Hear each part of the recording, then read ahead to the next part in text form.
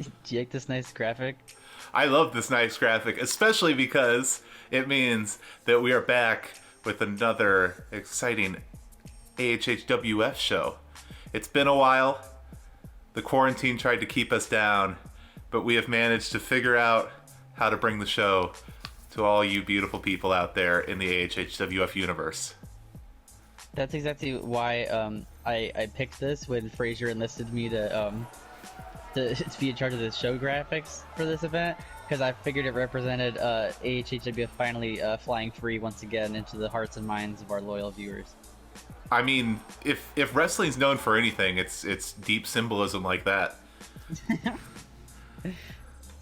So it looks like the first thing on our agenda here tonight is we're going to hear from the Mandalorian, who made his presence infamously known at the last event, the Rumble Pack, by interfering in the title match between Intrad 17 and Patrick Stewart that Patrick Stewart earned, and yeah, attempted to break the back of Patrick Stewart. So hopefully we're gonna find out what kind of,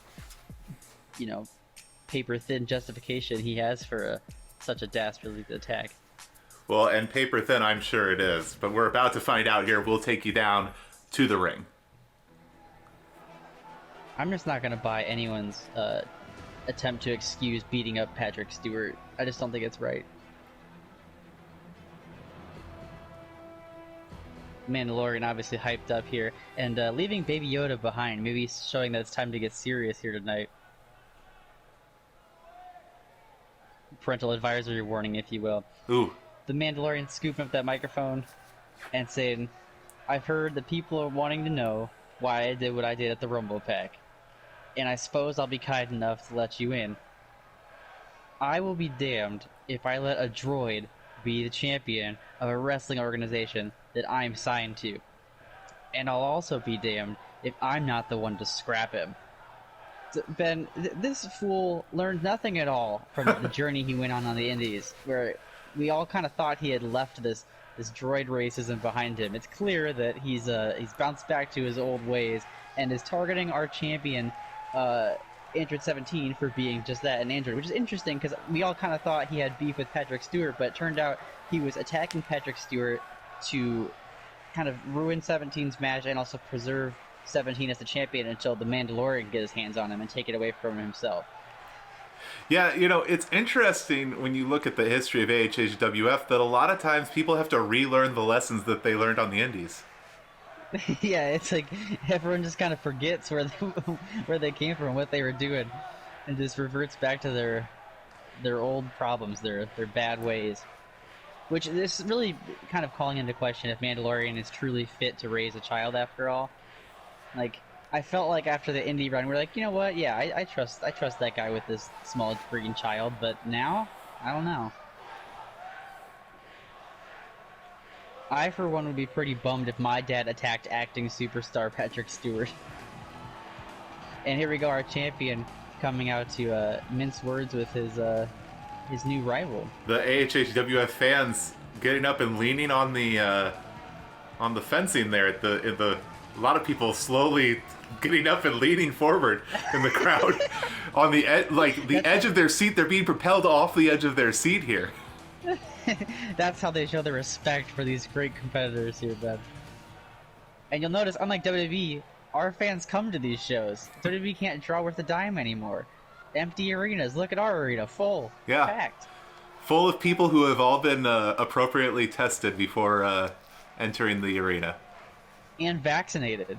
Yes. But Android 17 saying, "All right, Mandalorian, if you want to face me, that's all well and good. I'm not afraid of you. But the problem here is that you stepped on several other people to try to get to me. You're forgetting that Patrick Stewart earned the right to challenge me at the Rumble Pack." Mandalorian, matter of factly, letting Intrad 17 know that, yeah, obviously he doesn't really give a damn, judging by his actions. And Mandalorian kind of rightfully questioning 17 why he thinks being informed of that would make a difference. It's not like Mandalorian's an idiot. He knew he was screwing over Patrick Stewart, and he was fine with it, happy even, and he liked it.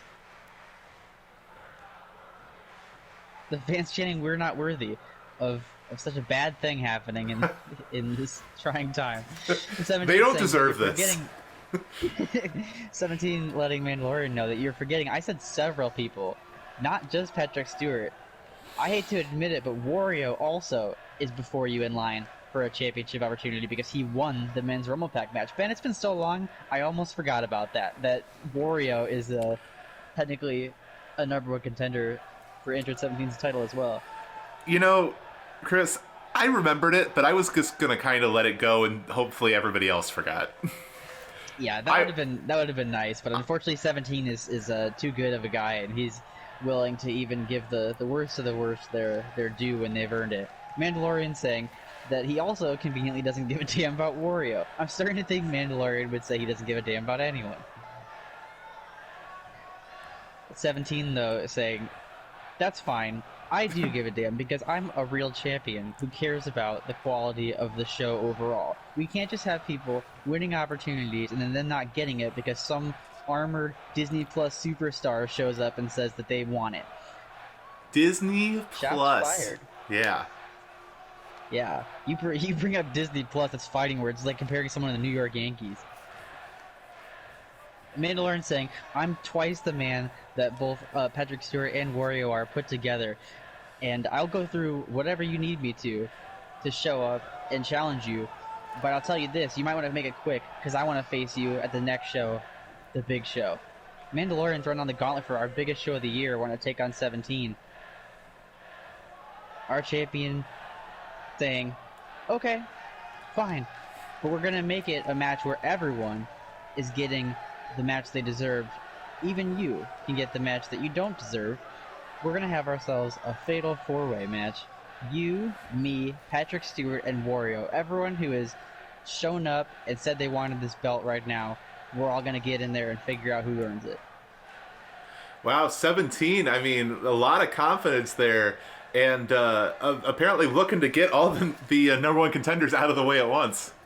Yeah, that's what I love about 17 is, you know, he's got that kind of like cool calculating attitude that I don't think a lot of other people would show. And he's looking at his list of challengers down the line and he's saying, let's just do it all right now. And the fact that he's a champion brave enough to be like, oh, there's 3 people gunning for my title, I'll take them all on at once in a match that severely reduces my odds of winning. That's the kind of thing you love to see from your top guy. You'll love to see it.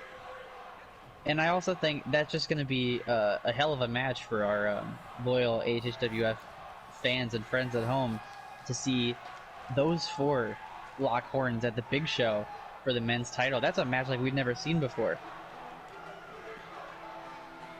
I also, you know, you got to commend 17 for keeping it cool out here with Mandalorian's comments against droids as a whole. That's a lot to stand up to and have to deal with.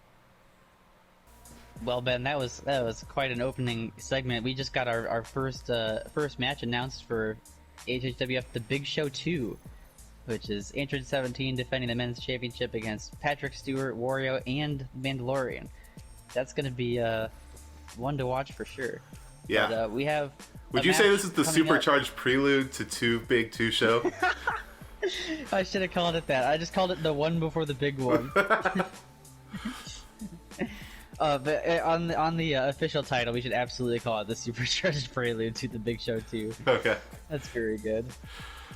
Well, I'll tell you what's very good is we have the return of one of the greatest tag teams in the history of the sport, Love Type Connection, tonight. That's right. They made their return at the Rumble Pack last month, and now it's their second match back, and they're against a big time team in their own right that's kind of risen up the ranks since they've been gone. And this match will showcase one of the members of the title match that just got announced. So Sir Pat Stew and Patrick Star will be taking on Love Type Connection. It's almost the Rising Stars versus the Old Guard. Yeah, and what do you think Sir Pat Stew's, what do you think the game plan is coming into this, knowing that you're going to be in the championship match here at the Big Show coming up? Yeah, I think it'll be a good chance to get the quarantine ring rust off. It's been a long time since the Rumble Pack, so this will be a good warm-up opportunity for him that people like Android 17, the Mandalorian, and Wario won't be getting. So in that regard, it's a benefit. But anytime you step in the ring before a big match, you worry that something could go wrong, and you step weird and tear something in your ankle, and now you're out of the biggest match of your life. So I imagine that Patrick Stewart will be on the lookout for that, and I imagine that he and Patrick Starr are a good enough team with good enough communication and cohesion to plan around that. I wouldn't be surprised if we see Patrick Stewart on the apron for most of this match, letting Patrick kind of handle it in the interim. This is my favorite entrance in sports entertainment. Oops, all Patricks. This is I'm gonna go ahead and say it. This is a dream match. Even though I think we've seen it before, it's been a long time and a lot has changed since the last time these two teams maybe fought each other. I mean, Chris, have you ever heard of reoccurring dreams? That's so good. That's what they should have said when they did the never before never again thing with John Cena and The Rock, and they did it again. Never made fun of them. They should be like, it's a recurring dream, guys.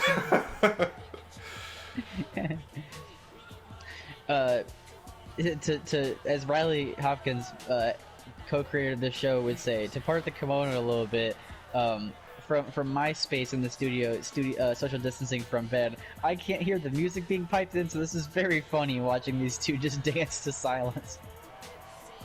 Shades of Rob Gronkowski, WrestleMania host.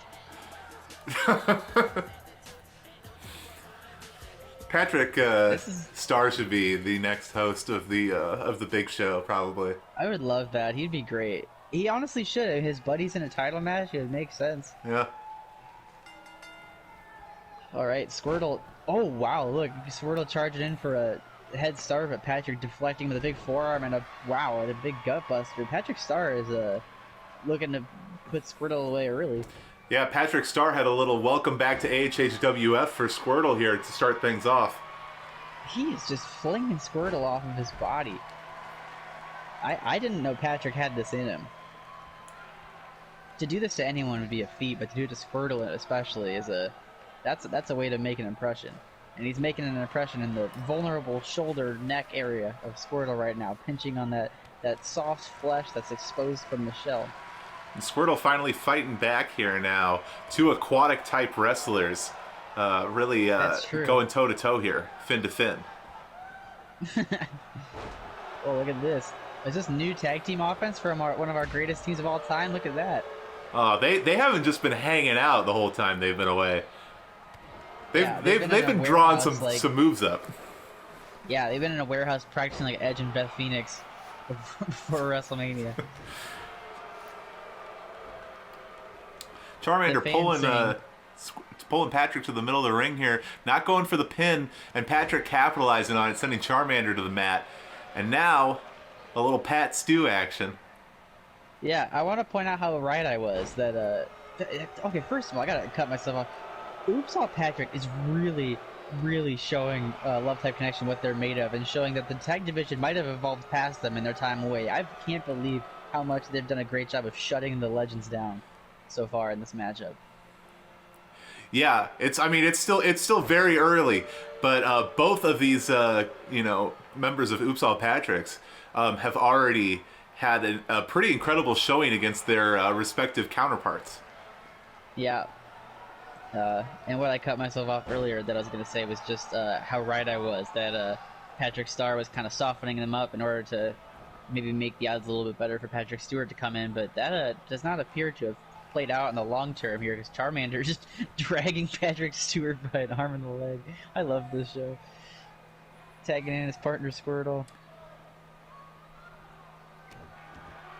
Squirtle trying to take out the arm. He knows that's vital to Professor X's X-Plex finishing maneuver. His maneuver. Little struggle for power there in the ring right now, but Squirtle flinging Patrick Stewart to the ground, pulling him back up. Oh, trying to throw a punch, but getting caught. I love how competitive this match has already gotten. I love that we're seeing from both these teams some ruthless aggression. And our first match back here. Our first match back here during the quarantine times, and of course you got to take it to the outside. Yeah, they are fulfilling all of our fantasies right now of being able to go outside. Very good, very good.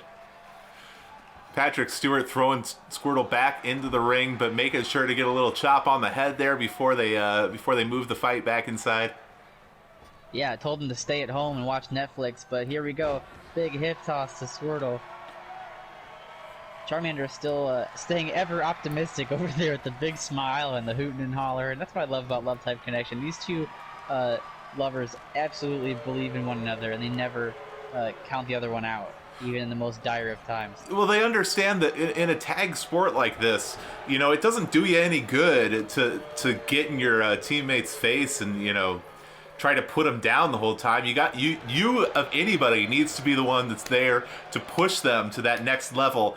And unfortunately, it's not really helping Squirtle out right now as we get the Patrick Stampede going on here. And the star press in the corner. The time-honored traditional move of Oops All Patricks. That's a great one for whittling your opponent down, Ben. You want to take some real damage and really knock some steam out of your other wrestler that you're in there with. You just take him and you trade off with your partner, stomping the mud out of them. It looked like for a moment there that Patrick Stewart and Charmander were exchanging words. Brian had to get in between them there for a second. Yeah, you know, I think both of these teams are known for being, you know, kind people and good sports, but, you know, sometimes as a top-tier athlete and one of the best wrestling promotions on earth, they can still get heated out there. You're fighting for your spot of and course. for the other guy's spot.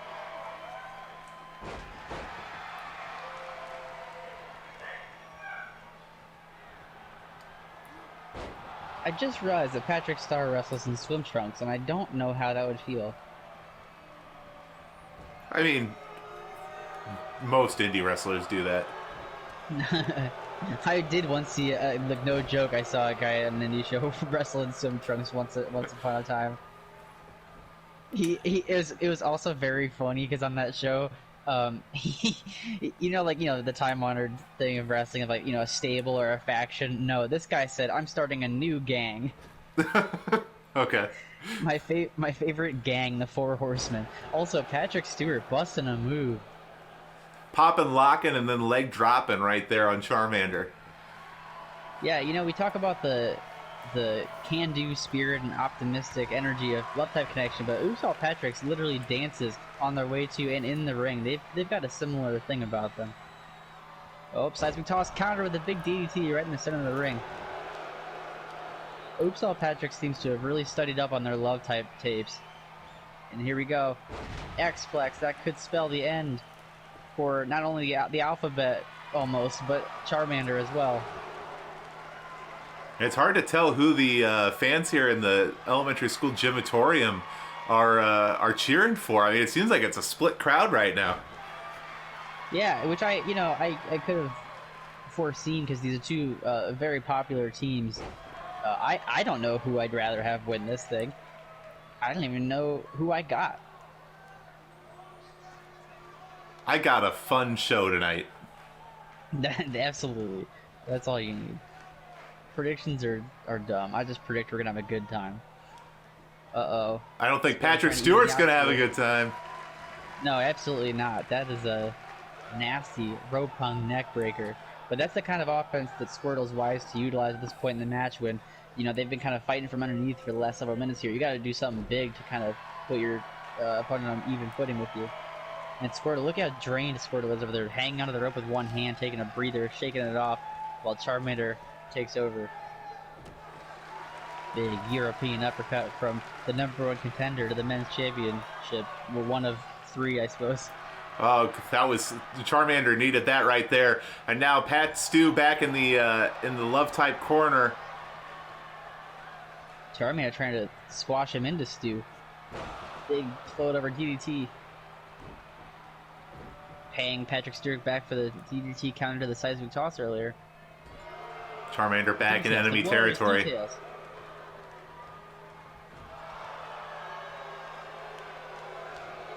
Oh. Patrick Stewart taking a little shot at Squirtle there before throwing Charmander back into the Oops All Patrick's corner. And now Patrick Star is going to fly. Brainbuster and Frog Splash combo. going for the cover here. That's a 1, and that's a 2. Oh! Squirtle going to break it up, and Father Brian becoming a casualty. Yeah, another person became a casualty there too. You notice Patrick Stewart went to kick Squirtle and accidentally caught his partner in the gut as well. But Patrick Star and Patrick Stewart are at, whoa, look at that. Reversing, City Patrick to the outside. This match is broken down real quick here. I should say, Oops All Patrick is a good enough team that knows their stuff enough to know, hey, that was an accident, we're not going to get hung up on it. But Patrick Star getting hung up on the floor there with that big suplex. Patrick Stewart not going to stand for it. I'm getting my Patrick's mixed up here. This is becoming hard to call.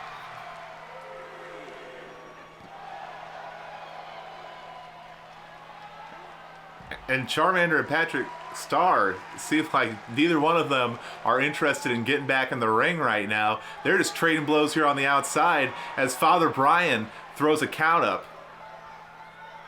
You know, if Patrick Stewart didn't already have a date for the Big Show too, I would love to see these two teams go at it again on the Showcase of the Immortals. This has been a hell of a match.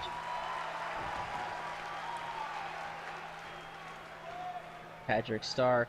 Oh, barely getting the tag there, and now Patrick Stewart's in against Charmander. This bodes well for. Oh no! The commentary just cursed. Big gut buster. I was gonna say, you know, it's not great signs for Oops All Patrick that Patrick Star was trying to crawl to the wrong corner. That's how disoriented he's become after that brawl on the outside with Charmander. And now might be a time that Love Type needs to take advantage of. Both of them are up, but Patrick Star's out.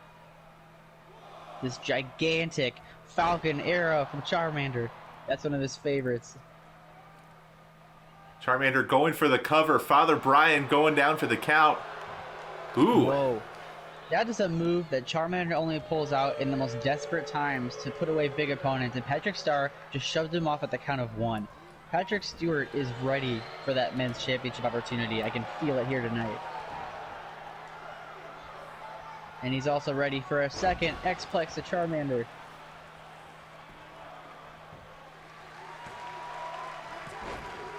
Squirtle right there to break it up. That's a mistake, though. Trying to go for the pin that close to your opposing corner. Fire! He's telling Charmander to use his powers, which he is forbidden to do based on AHHW policy. Oh, Charmander shaking off that elbow. There he is. He hits what he's looking for earlier. Squirtle coming in to catch Patrick Star. Oh, Patrick Stewart surviving that as well. And off camera, you can hear Patrick Star being beat into a paste by the fed-up Squirtle. Well, while Father Brian tries to get things under control here, we're going to take a quick break and be right back. And we are back as we have exciting tag action going on here right now in AHHWF. Love Type Connection on their return versus Oops All Patricks, and Charmander going for the pin or going for the tag, getting Squirtle involved in the match again. And a gigantic headbutt to the I almost said the challenger. I'm so used to Love Type Connection being the Movie Club Tag Team Champions. It is almost like a reflex, but neither of these teams currently hold the titles. That's the domain of Bad, Penguin and Crash Bandicoot, unfortunately, who will be in tag action later tonight as well against a team I'm very much looking forward to seeing get in there with them. But we'll have to save that for later as Oops All Patricks. Huge elbow drop on the back of Squirtle there, but Squirtle able to shake it off and now throwing some knees at Patrick Star. Right into the another knee right on the face, and Patrick Star may be bleeding right now. Squirtle just drew blood from Patrick Star. I'm laughing out of discomfort and worry for our superstar's health. That's the only way I laugh. Patrick Star, despite the blood running down his forehead that is hard to see on starfish skin, battling back against Squirtle here, trying to make him pay. Well, you know, and we have a hardcore match later tonight, but we didn't expect to be getting stuff like this early on. Yeah, you know, I think Fraser Crane really thought this would just be like, oh, you know, opening tag match, whatever, just two of the best teams we've ever had. That'll be over in like 5 minutes, right? I don't think Fraser accounted for how downright dirty this match was going to get when you put these two iconic teams in the ring together. Well, and I think the thing is that it was viewed as more of a friendly, you know, return match for Love Type, but I think You Yeah. know, and I think maybe that's the way Love Type originally came into it, but it was obvious that Oops All Patrick's had something they wanted to prove, and now we're in a situation where neither team wants to say die. Yep, yeah, no, that's absolutely true. As Love Type Connection favors stopping on the elbows of Oops All Patrick's, but it's not making much of a difference here as Star flattens Charmander. Oh, hoisting him up. Was this going to be a big fall away slam? Oh my god, into the ropes. Charmander's body bounces off the middle rope. Oh, wait. Hoist him up by the neck, but Charmander counters with an arm drag, popping back up and around. Patrick starting for a choke slam, Charmander countered again. Now who's got who scouted? Oh, here we go. Charmander getting Patrick Star in that position he likes. It just might work on Star. And now going for another cover here. Oh, 2.5 count there. Love Type almost getting the win. What's interesting is I thought for sure that was done, but neither of the opposing teammates jumped in. They both knew what was going to happen there, or I guess I should say they both had faith in their tag team partner. Squirtle didn't jump in because he thought Charmander had the pin secured, but here we go. They might after this. Total elimination from Love Type Connection. Now Squirtle going for the pin, or Charmander. And Charmander cutting off Stewart with a leg sweep, and Love Type Connection wins the total elimination. It's been too long since we've seen that. Well, and it looked like for a while there that Oops All Patrick's was staking their claim as the next top dogs here in the tag division. But Love Type Connection at the end of the day came out and said, hey, we have not been dethroned yet. We are here, we are back. And, we're interested in getting back on top of the mountain here in AHHWF. Yeah, what a burner of a match that was. But yeah, like you said, ending with Love Type Connection saying, this is still our division. Oh, I got really scared that Charmander was gonna turn on Squirtle. He like yanked him around. I was like, oh, I literally gasped. No, just Charmander excited that he wants to celebrate again. Oh, okay. Now that my heart rate can go back down.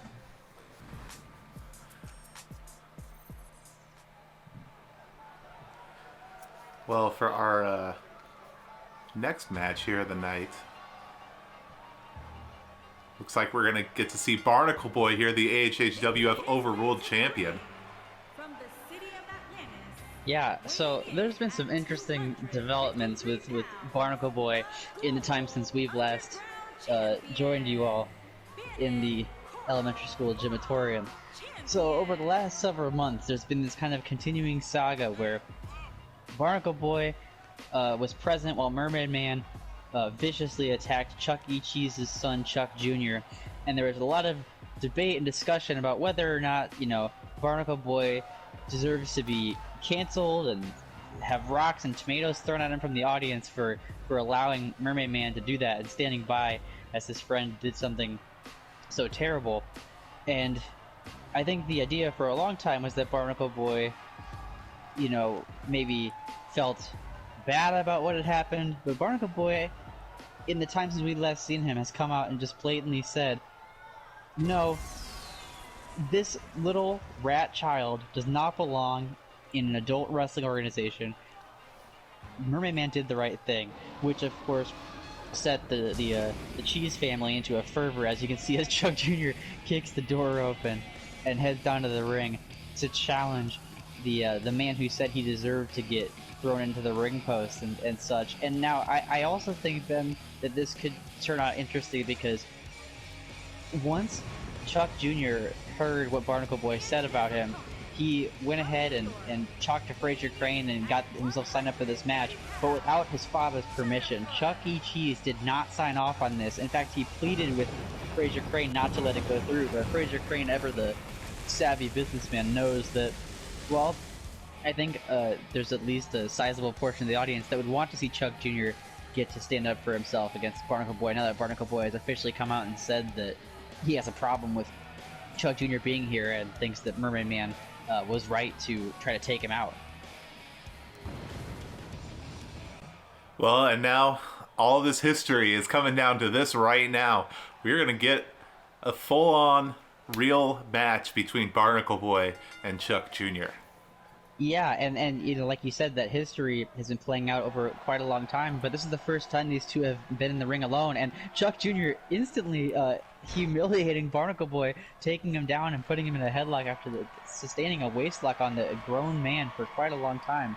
Barnacle Boy reversed with a headlock of his own, but I think Chuck Jr. has more than made his point already in the beginnings of this match. Oh no, and a cheap shot right to the forehead of the small child rat. Yeah, a little test of strength going on here. Brian getting involved. And our champion showing his true colors right there in that past exchange, and also showing us that I think, you know, he might say that Chuck Jr. is a kid that doesn't belong in an adult wrestling company, but I think the fact that he took that cheap shot with the punch maybe says he thinks something different, that maybe Chuck Jr. might be a threat he has to keep an eye out for. Ooh, yeah, well, I mean, to make sure Chuck Jr. Yeah, already we've seen some like technical back and forths going on here. I don't think that Chuck Jr. is necessarily an underdog in this match. Yeah, I think it'd be hard to argue after watching the opening minutes of this match that Chuck can't hang with the other competition here. Although he went for his father's DDT, and Barnacle Boy escaped it and has now sent Chuck Jr. plummeting to the floor with that forearm off the apron. That's going to take a big chunk out of any wrestler's body, let alone a young rat's. But Chuck Jr. getting some strikes there at the face of Barnacle Boy and slamming him on the hardest part of the ring. Yeah, you know, I'm not surprised to see this, considering that this is the outside of the ring is where all this started. You know, Mermaid Man tossing Chuck Jr. into the post and the barricade, whatever. So Chuck Jr. exacting a little bit of revenge against Barnacle Boy and Mermaid Man here. And now Chuck Jr. going for the pin. Yeah, but not even a one count. It's going to take a little bit more than that. Yeah, that's where the advantages start to shine through a little bit of being a full-grown body and an experienced wrestler. And there, I forget what Barnacle Boy calls that move, but it's one of his. It's a favorite on his utility belt, as Chuck Jr. sits there trying to shake the cobwebs out.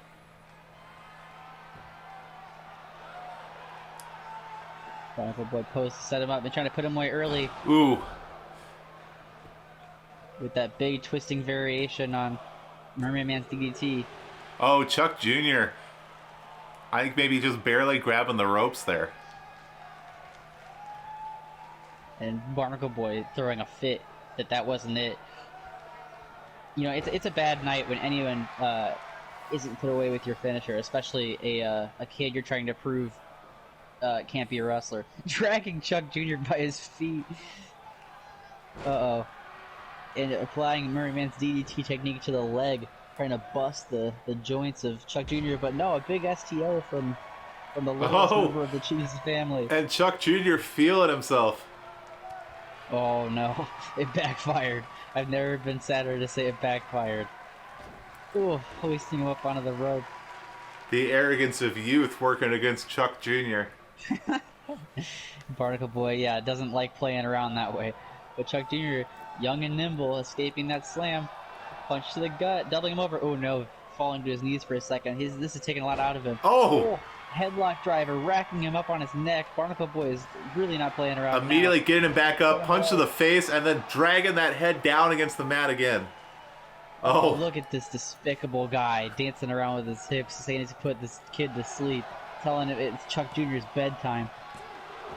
And Chuck Jr. says, no, it's not. I can stay up past 8 if I want to. Chuck Jr. kicking out. I don't know if it was wise. Yeah, that's true. He might have just signed up for more punishment here with this big hooking DDT, but no. Had it scouted. Yes, counter it. DDT him yourself. Nope, thought better of it. Waiting for something else. Oh my god, a huge belly-to-belly. Throwing the legendary wrestler over his head.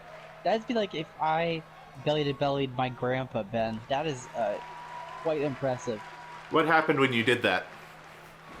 Well, he got got real mad and told me he's gonna fetch his hammer.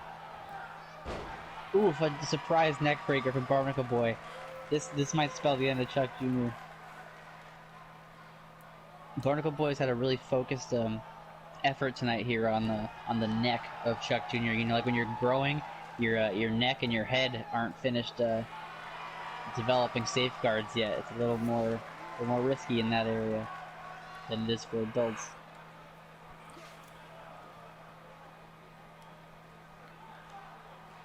And you gotta wonder where Chuck Jr. is during all this. If whoa, look at that! As his son kips up.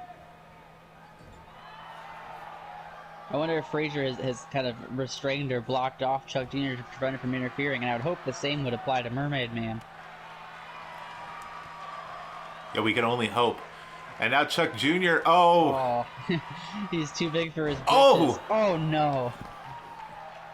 He went for the slam on Barnacle Boy, but Barnacle Boy is just too big for him, and he made him pay for it with a rocketing elbow to the forehead and causing blood on Chuck Jr., and then diving off with a elbow from the top rope to the floor. This is bad for the fighting cheese boy wonder. Oh no. Oh, look at this. This is sick. The disrespect. Yes, Chuck Jr., fight back. Come on, Jr. Come on, Jr. Ducking under. Ducking under again. Third time. He's making him run ragged. Barnacle Boy holding on to the ropes, though. It's a little tired of this game. But no, Chuck Jr. wants to keep playing. Chuck Jr. is my favorite wrestler. All that into an atomic drop, making him pay. That was awesome. That's my favorite brand of revenge, is making your opponent run. And here we go. Firing off big swings to the chest of the overruled champion. One has to think maybe the outcome of this is if Chuck Jr. somehow pulls this off, sending him to the floor face first and sliding out to follow him. Maybe Chuck Jr. is a future overruled championship #1 contender after all this. I mean, possibly, but Chuck Jr. is going to have to get out of this match first. Oh no, he just swung for a headbutt and Barnacle Boy caught him in a jawbreaker and a big DDT. No, no, no. I don't think... Wow. There's been multiple times in this match that I was pretty sure that Barnacle Boy had Chuck Jr.'s number, but Chuck Jr. reaching down somehow finding the will to keep going. He has the fire of youth inside him. He's fighting for every kid whose parent told him he couldn't. Fighting for that kid right there in the front row. Whose parents said, no, you can't join this wrestler with mermaid people and rats. You have to go join elementary school wrestling at your own school.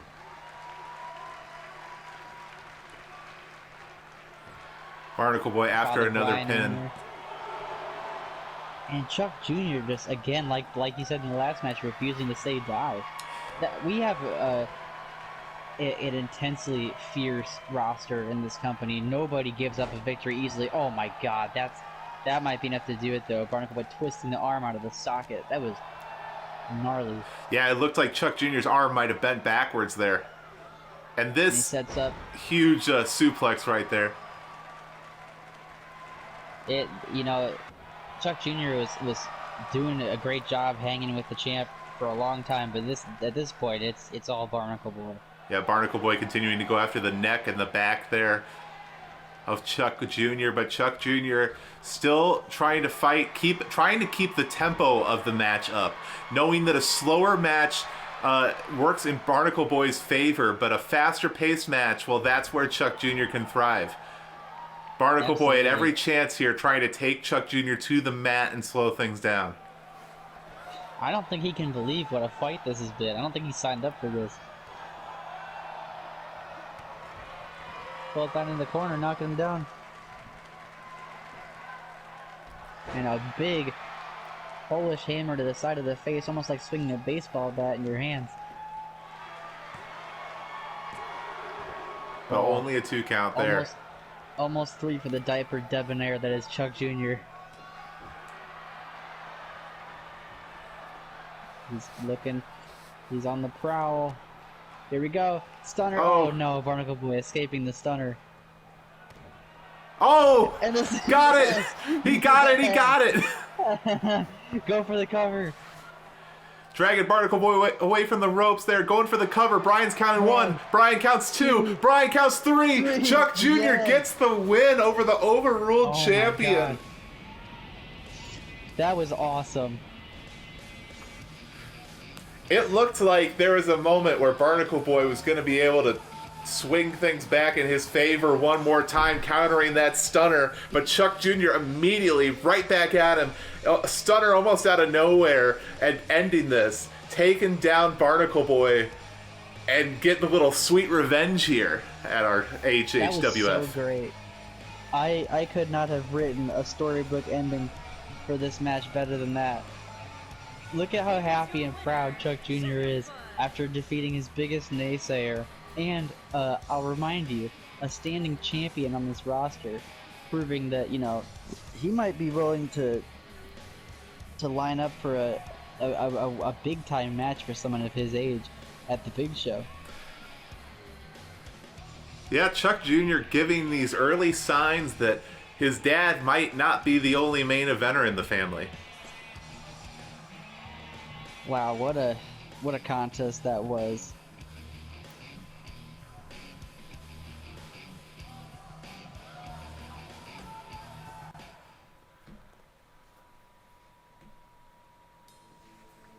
We've seen so much here tonight, and we've only been through 2 matches. Well, what do we have coming up here next for the folks at home? Up next for the folks at home, we have X23 Laura Kenny versus Android 18.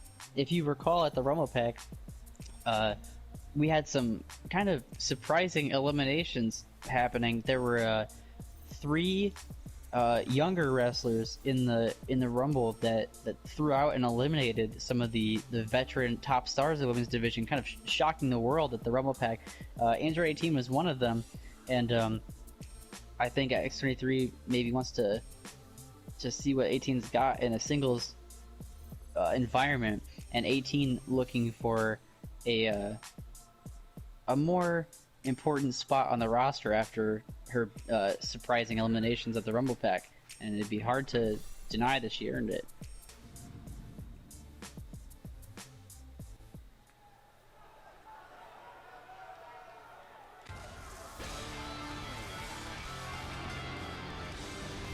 And there's the former 2-time women's champion X23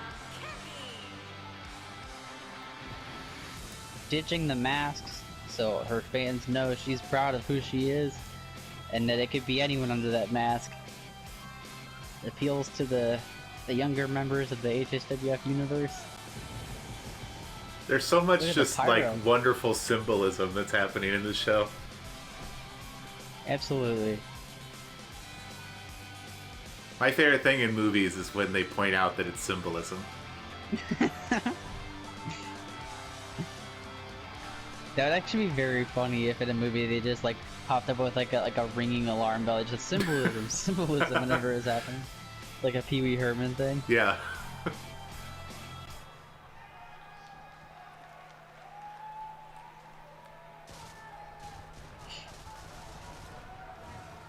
And who is this? I'm an idiot. I know who it is. I was taken off guard by like the weird glitching that seemed to be happening on stage. Little did I know that was being caused by literal fire.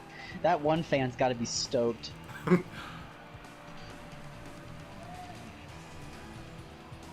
Android 18 looking out over the AHHWF universe.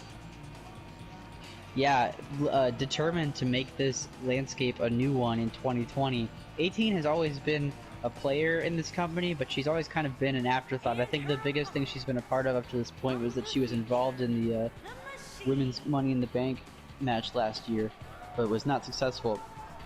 She might not have even made it into that ladder match now that I think about it.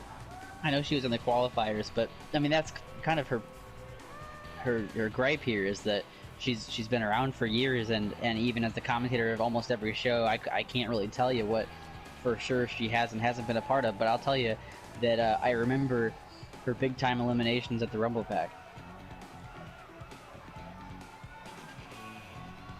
And look at the ferocity on the face of 18 as she gets ready to step into the ring one-on-one against the phenom of the women's division here, X23. Yeah, this is definitely going to be a marquee matchup here tonight. Yeah, this is big time stuff, and you know, speaking of symbolism, Ben, I think if you take a closer look at the ring attire that these two have chosen here, X23 returning to the old battle suit of old rather than the civilian clothing, maybe showing 18 that X23 is indeed taking her seriously, and meanwhile 18 disregarding her usual casual clothes for a more training appropriate outfit, maybe showing that she's looking at this as an exercise. Well, let's see what happens right here as the two tie up in the middle of the ring. It is Android 18's match right now here to start things off. Immediately scooping up the former champion and dropping her on her knee with a backbreaker and then bouncing her head off the mat and doing it again. This has already gotten a lot more heated than I was anticipating. This at 18, it's Laura Croft. Ben, what do you think she's doing here? I don't know, but it looks like 18 exchanging words right now with Laura. Oh, and X23 coming in.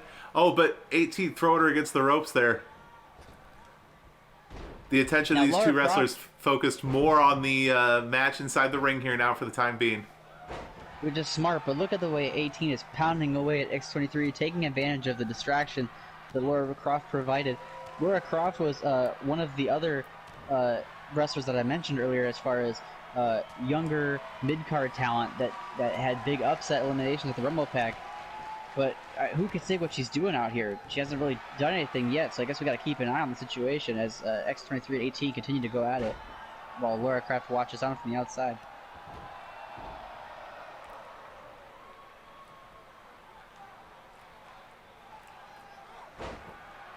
'18 is using offense that I don't know if I've ever seen before.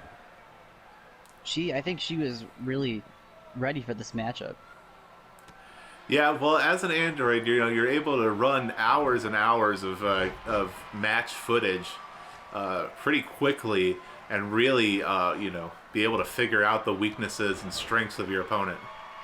That's a great point. I'm glad you said that. You're welcome. Big power bomb out of the corner. You know, something else though that I didn't know was a factor in this. The gigantic size difference between these two. Yes. Well, X23's always been a little more diminutive in the ring. Definitely made up for that in actual strength and in-ring ability. But I feel like in most of these matches, X23 has had to act as the smaller competitor. That's true. I'm just thrown off by the fact that 18 is making her look more like Chuck Jr. here tonight. But, Chuck Jr. just won a match against the champion in the previous segment, so hey. Yeah. That could be a good thing. And a 2 count there on X23 had on 18. X23 known for using those educated feet to deliver sharp kicks to the back and head, but 18 hoisting her up, big power bomb.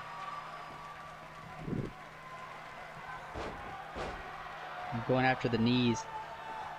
Went for a kick. Oh, X23 went for a stunner. That's the move that won her the championship so many years ago. 18 again. Just pounding the back of her head into the ring. Ooh. X23 losing the footing there. Definitely with all those head strikes, feeling a little dizzy.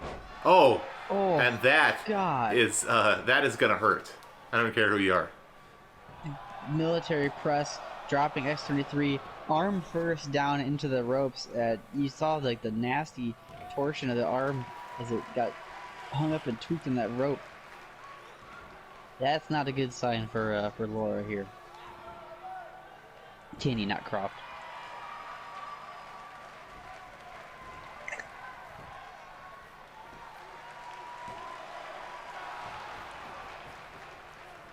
And 18's been dominating this matchup for the last short while, but X23's still kicking out at 1.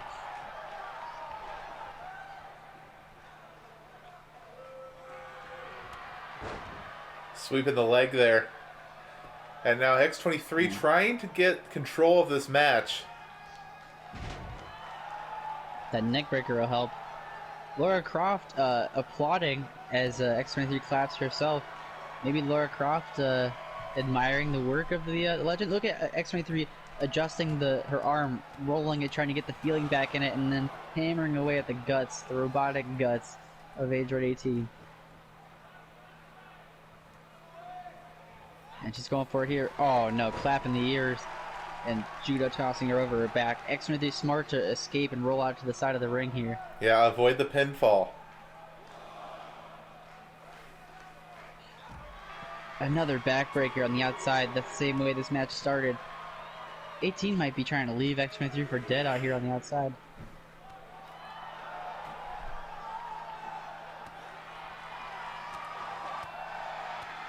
Oh, look at these strikes being exchanged. This is the trademark of the women's division here in AHHWF. Fast-paced, hard-hitting brawls on the outside of the ring where the squared circle cannot confine these athletes. Well, and they're working their way up the ramp there. That's dangerous territory. X23 getting back into the ring, though, beating the count. We're at an 8 count, and Android 18 is on the outside. We're at a 9, trying to get to her feet. Wow, that is a surprising tactic for Laura Kinney here, in that, you know, she's not usually one to take a count-out victory, but I think she sensed that 18 was trying to do the same to her, and Laura said, you know what, kid, alright, I'll turn it back around on you, and I'm going to show you, you're just not ready. Yeah, 18, you know, if the count was a little bit longer, you know, I mean, it's not, but if it was a 15-second count, 18 might have been able to get back in there, but just not enough. Yeah, she was going to need 18 seconds to get back after a neckbreaker on the ramp. And look at X23 making her X3 the last stand. And Laura Croft celebrating with X23, but Ben, I don't know if I trust this here. It seemed to me like Laura Croft was coming out as a way to distract X23 and help out Android 18, and I'm almost wondering if Laura Croft realized that it didn't work and she tried to kind of hide like a snake in the grass, pretending to be on the side of X23 here. Yeah, it's really hard to say. I mean, it seemed like there was almost a little bit of like fandom going on there for X23 towards the end of this match. Yeah, which, you know, I couldn't blame her for that, but it's just very strange circumstances on that appearance there by Laura Croft. We'll have to see how this develops. That's how AHHWF goes sometimes. Sometimes it's just strange circumstances. Yeah, like when Kane shows up during the women's tournament last year.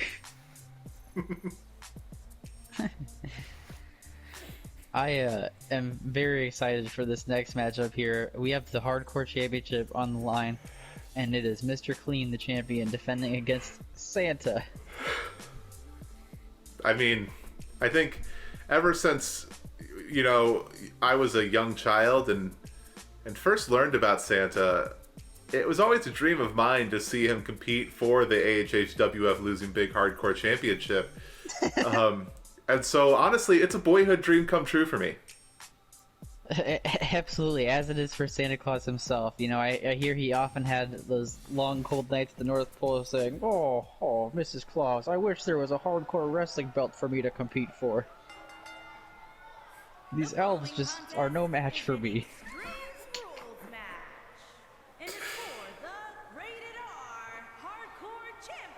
There's only so many times you can whack an elf with a candy cane before you start thirsting for real competition with chairs and otherwise in the AHHWF gymatorium.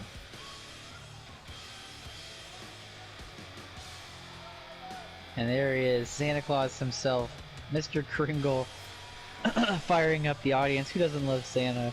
Yeah, jolly old Saint Nick seems very focused right now. And you know, we thought it was cool and a sign of AHHWF's global outreach when Charlize Theron showed up last year, but now we have Santa Claus wrestling matches here. Truly, AHHWF is the cultural phenomenon sweeping the internet.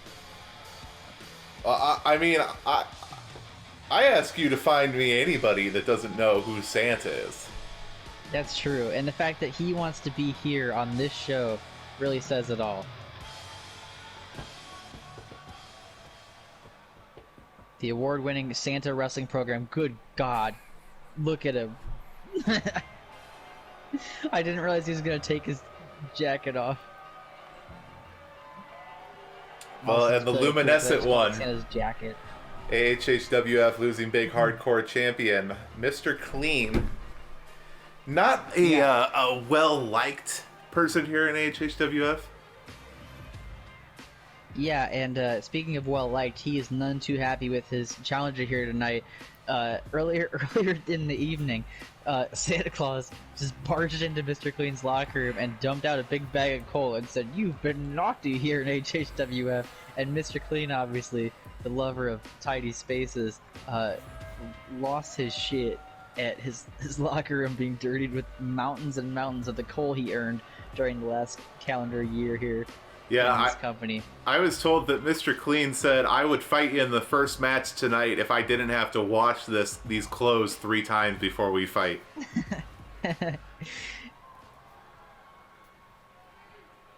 So yeah, this at this point means more than just the hardcore championship. This has become a blood feud. You know, Mr. Clean not taking well to being told that he's been naughty and doesn't deserve presents, and then also dirtying up his pristine locker room space that he gets to keep separate from the other superstars on the roster with dirty old fossil fuels. I mean, how would you feel if someone told you you didn't deserve a present? That's true. Maybe this is the sympathetic turn for Mr. Clean that we never knew was coming. I doubt it. I just love these signs. They're just saying happy to be here. That's what I love to see from our fans, is, you know, to just be having a good time.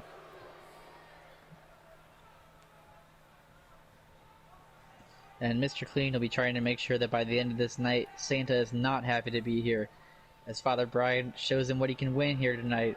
He's a long way from the North Pole. Well, and that red belt would look good around Santa's waist. That's true. Is this sick crowd booing Santa Claus? They better be talking to Mr. Clean. Wow, look, it's plowing through the champion. Santa wants that shiny red belt. Oh yeah, they're booing Mr. Clean. This is good and right. Stomping out the challenger. What kind of person do you have to be to beat up Santa Claus? You have to be Mr. Clean. Oh, but... yes, getting some comeuppance.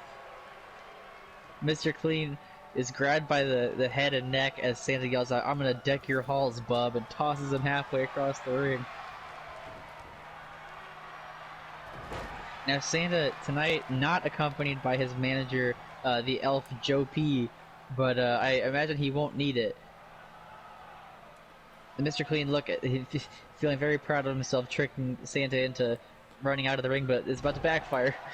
Big slam from the Christmas man. Yeah, lifting Mr. Clean as if it was nothing. I mean, well, you gotta get all that practice lifting that heavy sack of gifts every year. That's true. Presents for all the little good kids all around the world. Yeah, including the ones in our audience, which are the best kids in the world. Yes. You think Chuck Jr. got something nice for Christmas this past year? I heard it was an AHHWF contract.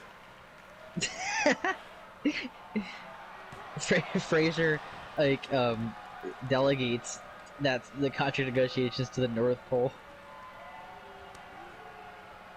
Oh, Mr. Clean trying to throw a forearm at Santa, and Santa just shrugging it off. I gotta admit, I'm loving seeing Mr. Clean crawling for his life while Santa Claus decimates him. This is the match I didn't know I needed. And Mr. Clean in for a bad time here, going for a big time sleigh ride off the shoulders of jolly old Saint Nick. Hey, Nick. And going for the cover here. That's a 1 and that's a 2. But Mr. Clean kicking out. You know, and he's honestly just lucky at this point. Whoa. Now that's a sleigh ride.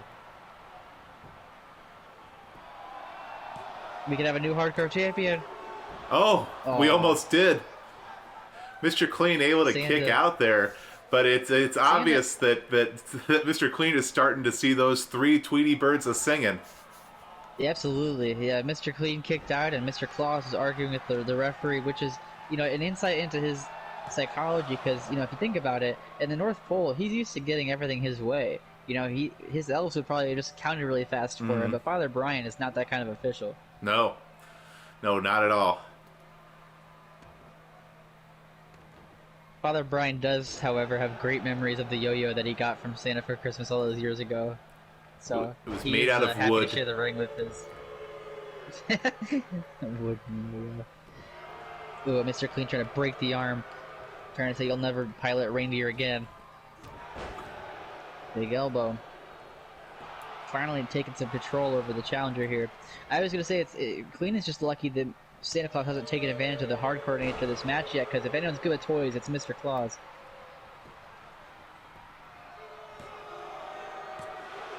A 2 count there. Mr. Clean wondering what he's going to have to do here. Yeah, Santa survived the pay dirt. Mr. Clean might have to set up for that feared clean clock punch. Oh, before he can get there, big headbutt. Just trading penny maneuvers here back and forth. Look, he's telling the fans he's about to bury this dude. Take him out, Santa. Oh no. Mr. Clean trying to do his best to keep Santa on the ground. And look at him taunting, messing with Santa's head, pantomiming like he's gonna go for the punch, and then hitting it. Come on, Santa. Come on, Santa. Yes, he Santa survived. just barely able to kick out on that one.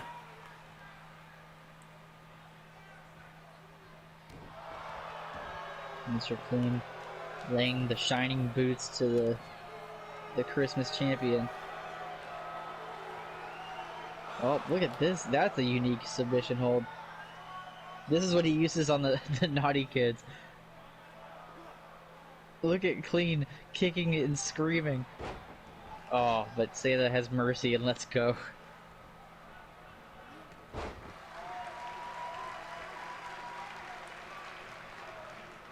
Oh, what is this? Oh! Look at that. Mr. Clean was carrying brass knuckles with him into the match here. It's a hardcore match, so that's okay. But, I mean, I think that was the thing, and Santa didn't even see it coming. No, I mean... he no-sold the clean clock. Yes, this is so good. Sleigh ride to Mr. Clean. He ate... Hold on. Oh, I thought he had it. I thought he had it. He ate Mr. Clean's most devastating punch on the chin and didn't even flinch. But Mr. Clean hanging on for dear clean life. Oh, look at Santa deadlifting him up. The power of the North Pole powerhouse. Another cover. Santa is really focused on trying to win this title, and I appreciate it. He doesn't have time to postulate. Yeah, we've seen a ton of 2 counts here tonight, especially in this match. In the AHHWF universe, loving it. They are all on their feet, and they are all chanting, cheering on the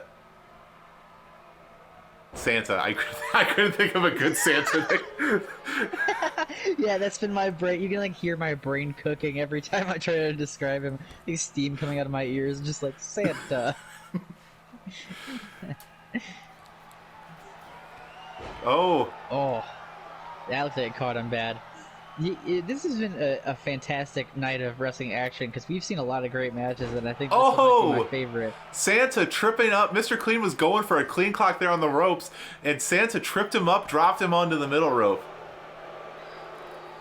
Santa did not come all this way with all his reindeer to lose. They're parked outside. He's afraid he won't get them validated. He's got to try and put Clean away and fast. You're hooking him up. Bam! Into the ropes. 1, 2, and Santa is our new AHHWF Hardcore Champion. Santa bringing home a new toy for his workshop and cementing his place on the AHHWF roster. He is not just a part-timer. He is not the Undertaker or Brock Lesnar. He is the new AHHWF Hardcore Champion, Santa Claus. Yeah, for now, children, Santa is not going to just make a once-a-year appearance. Santa is here in AHHWF to stay for the time being. I would never have guessed that at the end, the reign of Mr. Clean was going to come to an end, that it would be at the hands of childhood beloved holiday icon, Santa. But here he is, in our gymatorium, hoisting up the hardcore title, standing up for all that is nice against all that is naughty. Truly, now we have a hardcore champion we can be proud of. And you were right, look how good that looks with his gear. Well, I, for one, am ecstatic that Santa is going to be our new loser. What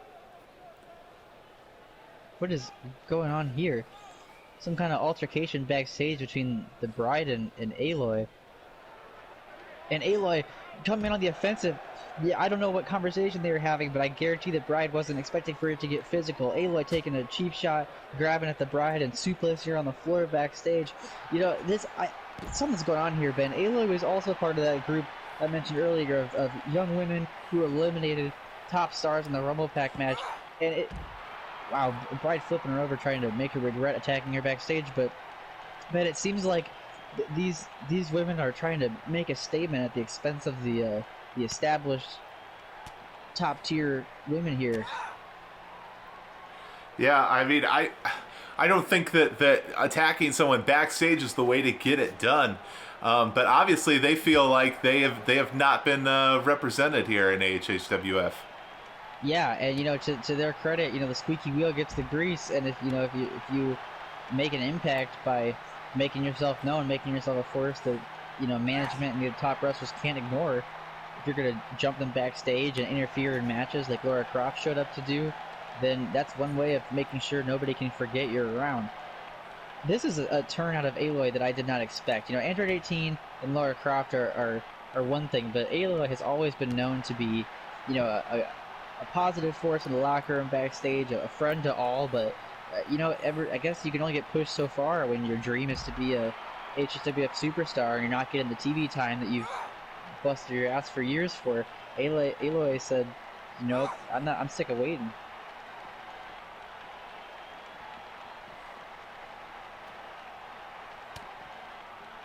You also got to think about how brave you got to be to challenge the Bride to a fight at all, let alone in a like no holds barred, you know, altercation situation where the Bride is not confined by the rules of the wrestling ring.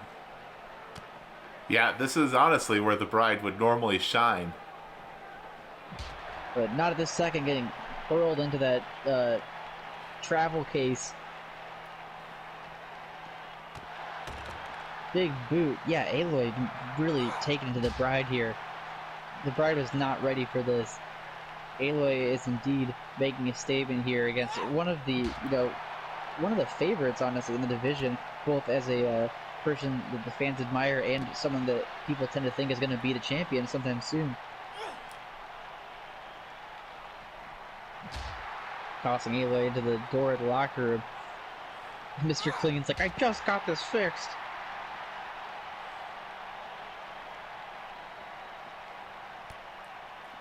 There we go, Bride mounting a comeback, trying to get some offense in on the attacking Aloy. Oh, look at those kicks.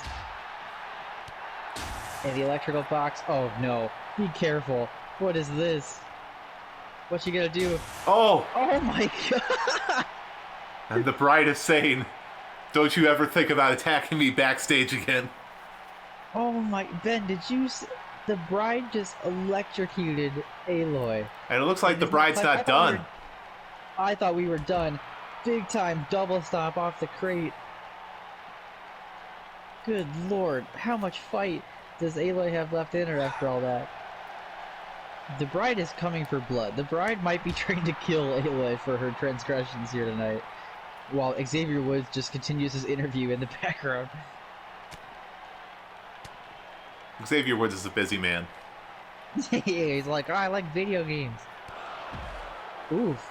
Low kick there, causing Aloy to fall over and collapse onto that chair. But that unfortunately reminds her that it's there to begin with. It looks like she's trying to decide whether to use the chair against the bride or not, but instead, going to give her a taste of her own medicine off the crate. Oh. Diving elbow to the head. Yeah. And there she goes, picking up that chair. Aloy, we've lost footage in that backstage area, but Aloy is being joined by 18 and Laura Croft, who are officially declaring themselves some kind of faction. They're calling themselves the New Blood, and they're coming for every drop. And they're saying they're challenging the Bride and X23 to a match at the Big Show 2. Ben, that's a 3-on-2 situation there. I don't know how fair that is. Yeah, certainly not a fair situation to put the Bride and X23 in, but they're talking about two of the greatest wrestlers of all time. I mean, if anybody can take on take on the numbers like that, it'd be those two. Yeah, that's true, and I guess it's also possible that they could, between now and the Big Show, find some backup and even the odds against this so-called New Blood. I can't believe that these three, relative unknowns, but people that the fans were always happy to see, would choose this way to advance their careers. Banding together. I appreciate the efforts of banding together and making friends with people in a similar spot to you, but to try to take out X23 and the Bride in this way is, like you said, not the way to do it. Yeah, I mean, well, some people are willing to do whatever they can to try and get ahead here in this world. Yeah, and I guess that applies to the new force in the women's division, the New Blood. But, does it look like Penguin maybe made the belt longer? It does kind of look like that, doesn't it? Stretched it out. Maybe Wario's in the crowd somewhere. I thought I heard him. Oh, I thought that was Penguin. They do have similar voices. And Bad poses in front of their hating public with their titles around their waist. Yeah, our AHHWF Tag Champions are not well liked. But I can tell you who is well liked. The first of their two opponents here tonight, John Wick.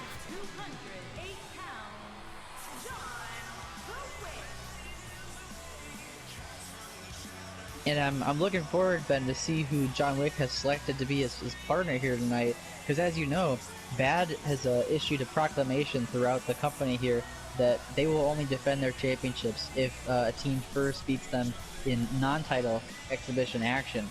So, depending on who John Wick has selected here, if they could pull out a win tonight, they've secured themselves a title match at the Big Show.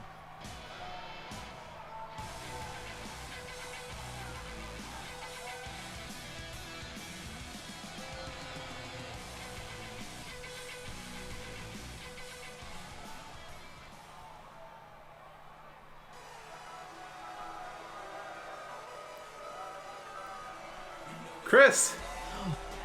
Look who it is! It's the big dog. We saw him return in the Rumble Pack. That is John Wick's dog. Wick's best friend, the Big Dog. And, John Wick first showed up in this company because Big Dog was sidelined by Wario with a serious head and neck injury. And, as a result of that, despite their familiar relationship, we've not seen them in the ring together at the same time. This is going to be quite a tag team matchup here with John Wick and his dog against Penguin and Crash. Yeah, and while Big Dog and John Wick get situated here to take on Team Bad, we're going to take a quick break and we'll be right back. And here we go, folks. Let's start this match off. Crash Bandicoot and Penguin Bad versus John Wick and his dog, the Big Dog. John Wick taking it right to Crash Bandicoot. The Baba Yaga versus the Bandicoot here tonight at the turbocharged Prelude to the Big Show 2.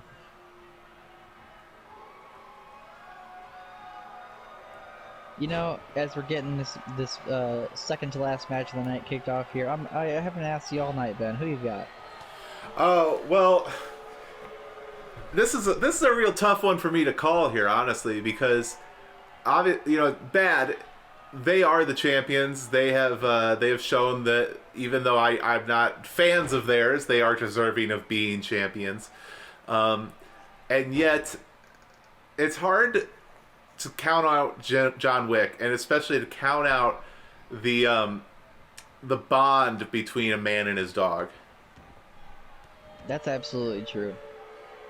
You know, spoken as two people that have had dogs in their lives, you know, that's a partnership that'll last a lifetime. Usually a pretty short lifetime, but a lifetime indeed.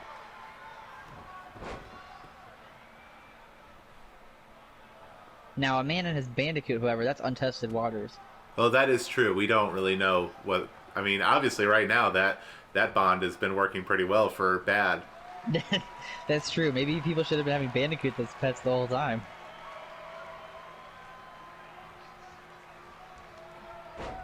I don't know if I know what a bandicoot looks like. Besides, I mean, ones that don't wear like shorts.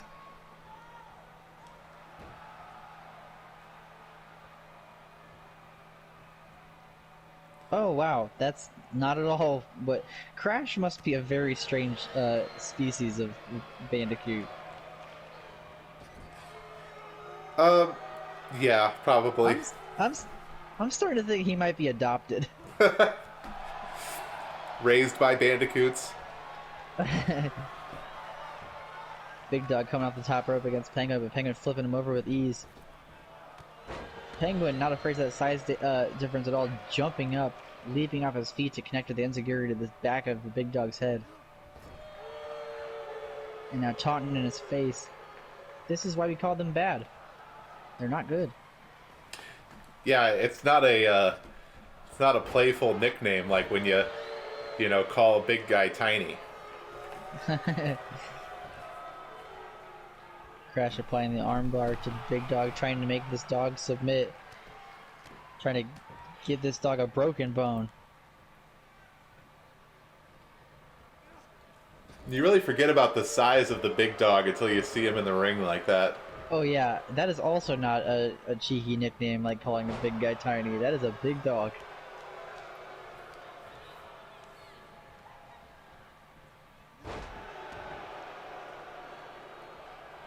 And the audience not too happy with Crash taking apart the Big Dog the way he is here. Setting up for an early night, but Big Dog catching his footing there, and oh my god, delivering a huge spear to the gut of the bandicoot. That'll help. Crash is down. Big Dog's got the count. Oh, I thought they were about to become number one contenders there.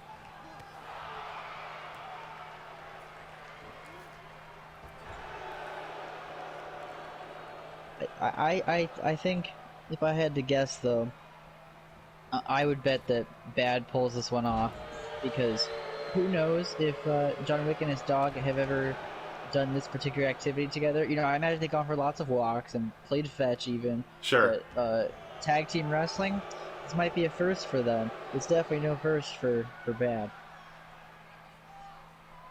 Have you ever tag team wrestled with your dog?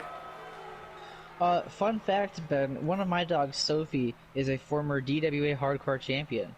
So while I have not tag team wrestled with a dog, one of my dogs is a former backyard wrestling superstar. Oh, so you're aware of the wrestling abilities of dogs.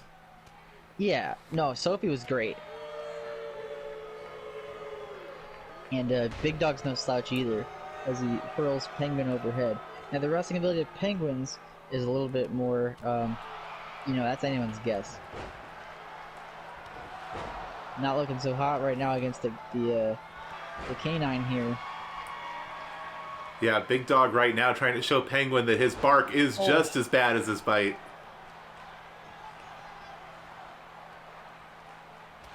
And another big time spear from the canine Conan, trying to be the king of the ring. Penguin able to kick out. A spear on both the champions, but both have kicked out, so now the goodest time is I need to tag in John Wick.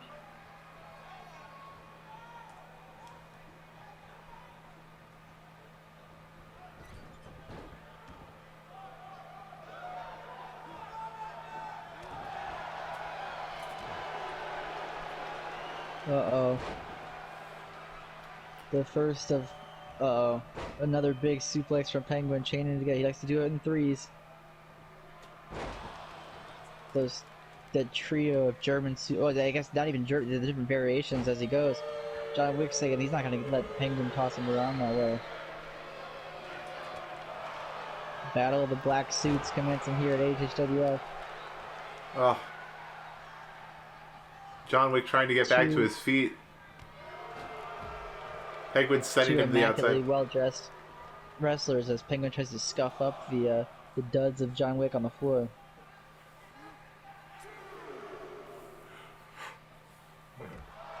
Oof, off the steps. It's gotta Hoyt.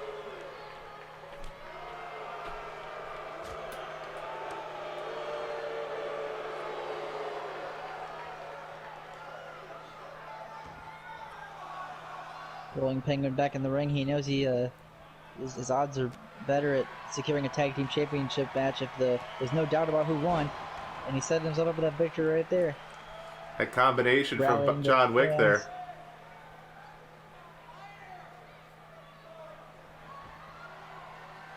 Well, the fan in the crowd yelling out fire as Penguin is about... Oh, no. No. The only fire here is the one that still burns in the cold heart of the Penguin, but he's flipped over by Wick. And a big power bomb from one half of the tag team champions. Turning it over into a deadly submission move. This is what he's known for. That and being a Penguin man with flippers. What do you think he's known for first? I think, if I had to guess, it might be the flippers.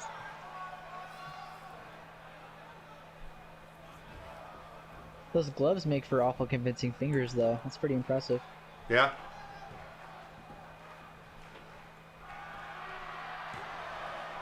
Father Brian. And John Wick. Let us all know that John Wick is still in this thing. Still able to kick out there. Penguin kind of looking over John Wick and inviting Crash to try his turn. Yeah, right after Crash was antagonizing the people in the audience. That's what Crash is often wont to do. But John Wick, excited that Crash is involved in this, immediately going on the offensive against him. Wait, what is this? Oh my god, good lord. Oh my god. Holy hell, a pile driver off the apron to the floor. John Wick is serious about winning these championships. And just think, this is what he's willing to do to earn the shot at the titles. Oh, and Crash try to put him back in his place. Big spinebuster on the floor. But imagine how these two would do battle if the titles were actually up for grabs.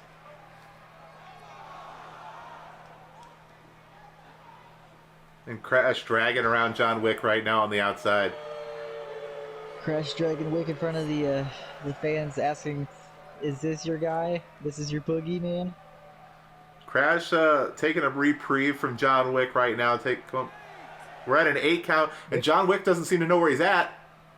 He's got to get back in there. Just barely beating the 10 count. And Crash Bandicoot would have loved to just get this over with the easy way, but John Wick will not let him have it. Big knee as Big Dog yells up to the fans and calls for the tag. Let's go. John Wick and Big Dog. Oh, man. It looked like Big Dog was going to get back into this match there for a second, but Crash sending John Wick into enemy territory. And it seems like Crash is whispering something to John Wick right now. Just staring at him with that horrifying mouth agape and the tongue hanging out, mocking him. Demoralizing words. Michael Jordan had the tongue out, but Crash Bandicoot just doing this right in the face of John Wick as he tries to recover. Uh-oh, and here he goes. Waited all that time just to hit the remaster. And they're in enemy territory here as Penguin goes to cut off Big Dog. Oh. And bad cuts off the dreams of the man and his dog. Penguin doing a spear to Big Dog there, too, to add insult to injury. Yeah, absolutely. He remembered how this match began. And unfortunately, my prediction came true. John Wick and Big Dog were willing to give it their all here tonight, as evidenced by the crazy pile driver off the apron that we saw. But it just wasn't enough against the combined force of bad. They've been tag team champions for a long time now for good reason.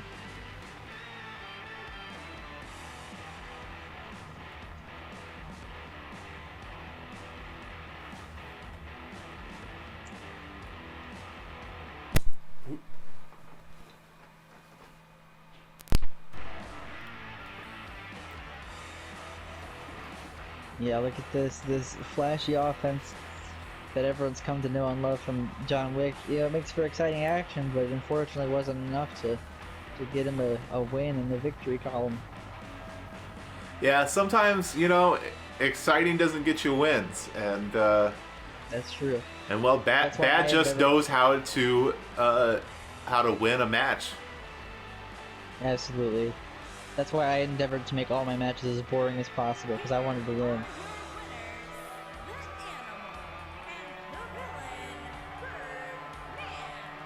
And the animal and the villain are right. And our audience booing them out of the gymatorium as the champions are still unchallenged. You know, it's been rare that people have even been able to earn a title shot against these two, which I know I think about it is part of the reason why they've kept the belts for so long, methinks. Yeah, it seemed like they were, offering up a good chance to their opponents, but in reality, they get to scout out everybody before they face them in a title match. Yeah, and it means that their actual defenses are going to be few and far between based on, how good they are. Mm-hmm. But this is quite the shocker here. We are about to hear from someone I didn't even realize was still on this roster. We had an incident at Clash of Clans back in November where our building was invaded by jokers, and I thought we had kind of sent out the clowns, but the Joker here was a part of the Rumble Pack match and made it to, I want to say, like the final 2 or 3. No, he's in the final 2, right? Because wasn't him in Wario? Yes. Yeah. So Joker, maybe here to stay for longer than I would like to think about or admit. I try not to think about it. If you dwell on it, you might become, I don't know, some might say damaged.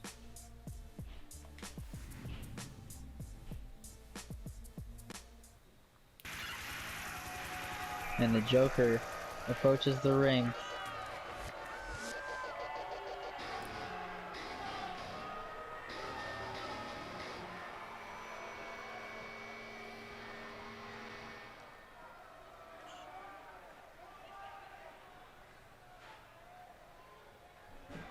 And the Joker is saying, "Hello, AHHWF. I'm Hi. here to remind all of you whose world you're living in. And I'm here to introduce a little chaos into the AHHWF. This product has been sorely lacking that energy that only someone like me can bring. The show's predictable. It's boring. I am not boring. And Ben, I would say that the show isn't either, and the Joker is a liar and wrong. Yeah, I mean, I would agree as well. I don't even trust that this man has a television set to watch the show. Honestly, most of the I bet he's time, never when I seen an see episode. somebody with clown makeup on and a microphone, I try not to believe what they say. Yeah, absolutely. And Joker saying,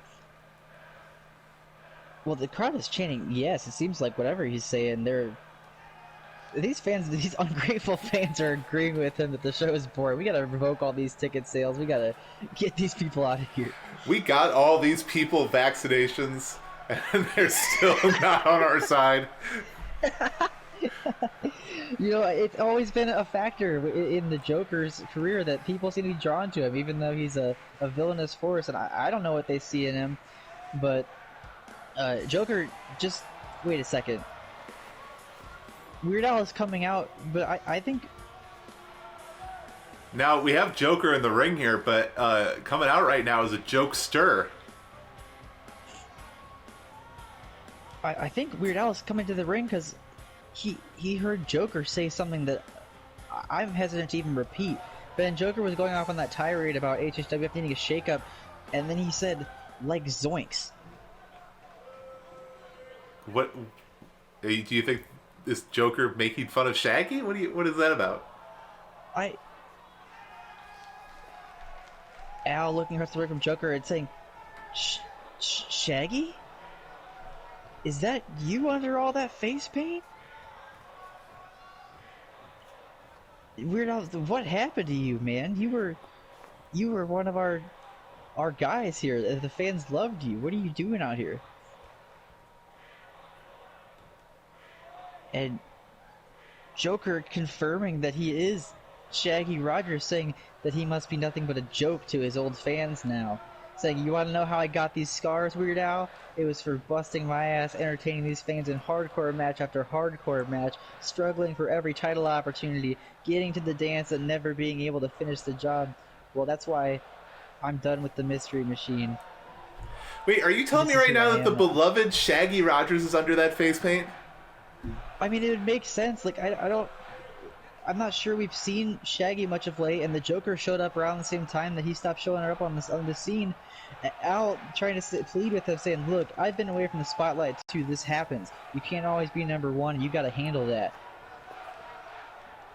Which is a great point. You know, Al was like the first champion, or a two-time champion, but it's been a long time since he's been the number one guy, so he would know what he's talking about. But Shaggy Joker resisting is saying, "You don't know what I'm talking about, Weird Al, because you've always been the favorite. You're a favorite of the announcers. You're a favorite of the management here. And yeah, I've been a favorite of the fans and the commentators, but I don't get the same opportunities that you do just because you're a former champion." Al saying that's bullshit, and you know it. Shaggy, you being a top draw for this company got you opportunities that most, if they lost as many times as you did, would never see.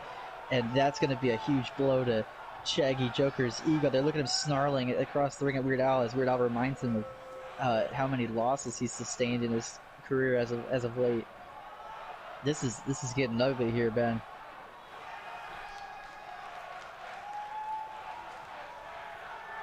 Joker telling Weird Al that he's going to be making a lot of changes here.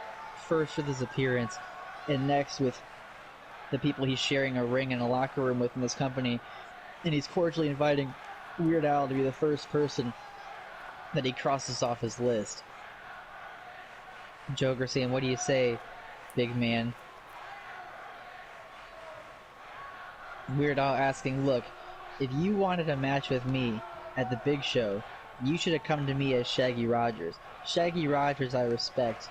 The Joker has not earned my respect. I look at you, I don't see a former hardcore champion or a fan favorite, I just see a clown." Ooh, Weird Al with the harsh words. And Joker... Oh, Oh, no, yep, this is taking a turn for the worse here. This is broken down between these two former fan favorites, two top stars. Oh, and a big power Shaggy bomb. now waiting for the big show right now, looking Oh, to and put a just little bowing after pain. powerbombing Al. This is the worst outcome that I can think of, Ben. You know, I thought it hurt to watch Shaggy lose to Wario. It hurts a lot worse to see Shaggy turn his back on the AHHWF fans this way. I mean, Shaggy's the last person I ever thought would do that. I mean, I guess it makes sense. You know, the Mystery Gang has always had experience with people dressing up and altering their appearance to spookier forms to get what they want. I guess it serves as a point of inspiration for Shaggy at a certain point. But look at him toying with Al, sliding in and out of the ring, just dancing. The sick mind of the Joker on display here. Look at this deranged act he's got here. Weird Al all out of sorts, thinking maybe trying to figure out how to outsmart this guy, but Joker's so chaotic. Al's never faced an opponent like this. He doesn't know what to do. I wouldn't know what to do. Oh, and Joker, that was the whole point of that game plan, was to confuse Al long enough to take over this way. Oh, and Al losing his equilibrium, missing that Inzaguri, and being taken down by a clothesline for Father Brian pulls Shaggy off of him. It looks like we're going to have what would be a dream match at the big show that's now turned into a nightmare. Weird Al versus Shaggy at the big show too. Wow, I mean, I I don't know what to say about that, Chris. I mean, I thought I knew Shaggy. I thought that Shaggy was something greater than what we had just seen happen there in the ring. I mean, I never thought that Shaggy was going to turn his back on AHHWF and the AHHWF universe. Yeah, I don't think any of us could have imagined that outcome. You know, and we've seen a lot of strange things here in this company. We've seen people turn into video games. We've seen baby rats and Santa Claus. But one thing I never thought we would see is Shaggy Rogers becoming a supervillain. But on to a lighter note.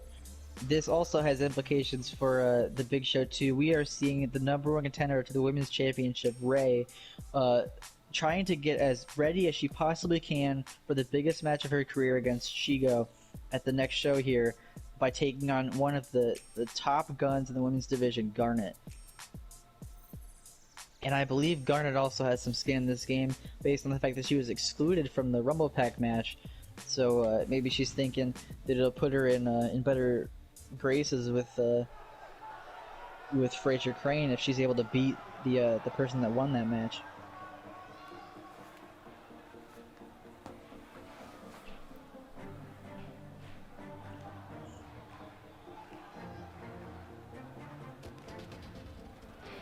Fans eagerly anticipating this matchup. I think we're about to see something special here between these two. Ray has got a tall mountain to climb. She's got a couple of tall mountains ahead of her to climb, but she just came off the peak of the Rumble Pack match. And Ray, I think, is in an interesting situation here because she's the first challenger of Shigo's that Shigo has deigned not to trash talk or jump before a matchup, and I almost wonder if Shigo is playing this like she doesn't even see Ray as a threat, as a factor at all.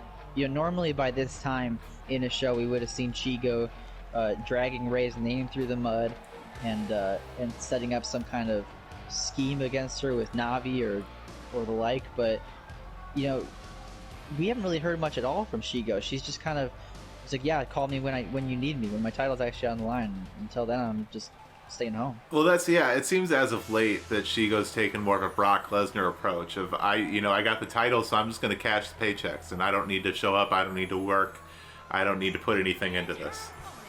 Very befitting of Shigo, and also an apt comparison considering that she is just as dominant as Mr. Lesnar. But speaking of dominant and people that remind me of Brock Lesnar, here comes Garnet, the biggest powerhouse in the women's division, no question. You know, Shigo is the champion and therefore the top dog, but Shigo's got an entirely different game plan and strategy than Garnet has. They have different strengths, and Garnet is definitely a beast.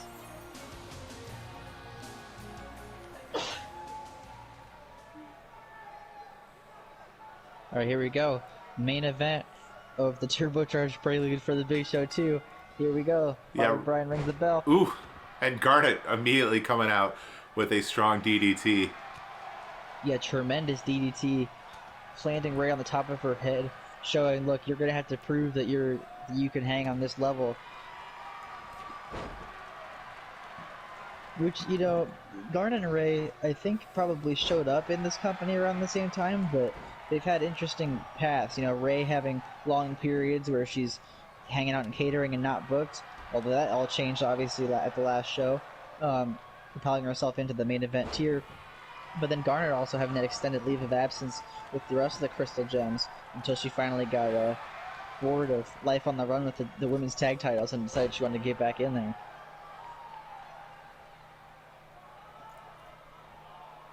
Ray executing some impressive offense here with that high kick, but Garnet flattening her out with an inverted DDT.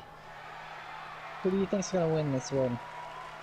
I really want to root for Ray in this, but I mean, I've seen what Garnet can do in the ring, so I'm going to have to go with Garnet on this one.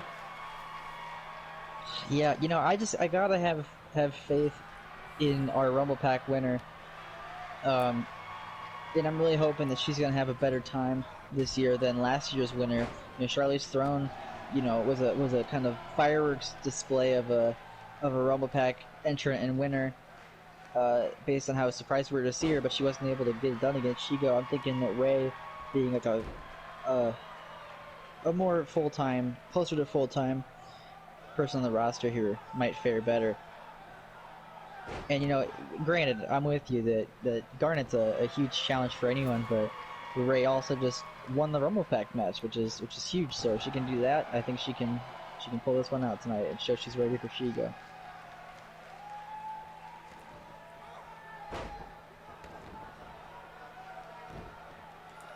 Well, and right now Garnet oh, Whoa.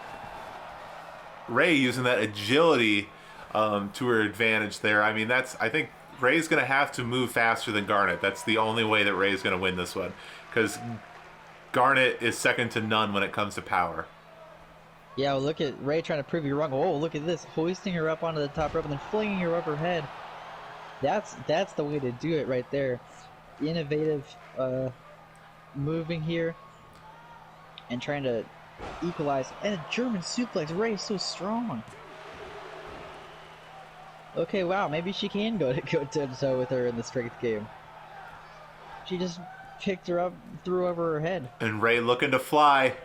Ooh. Oh, missing that elbow drop. That's not good. And a big boot to send her back down. Garnet taking control. Yeah, Garnet's got a bone to pick with Ray. And crushing Ray's bones there. How? That is unbelievable. The strength Ray has. She truly is a dyad in the Force. Oh, and Ray trying to get the submission move, but Garnet just not even feeling it.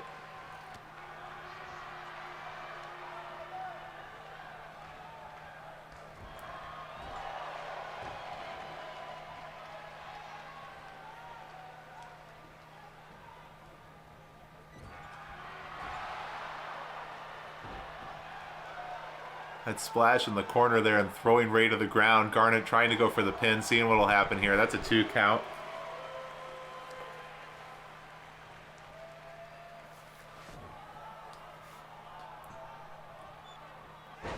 Now Garnet slamming Ray down on that martini glass there in the middle. Right now we're getting a power offense from Garnet. Ray's trying to survive off of speed and counters. Ray taking Garnet back into the corner there. Garnet able to push out of it. Little running body check right there.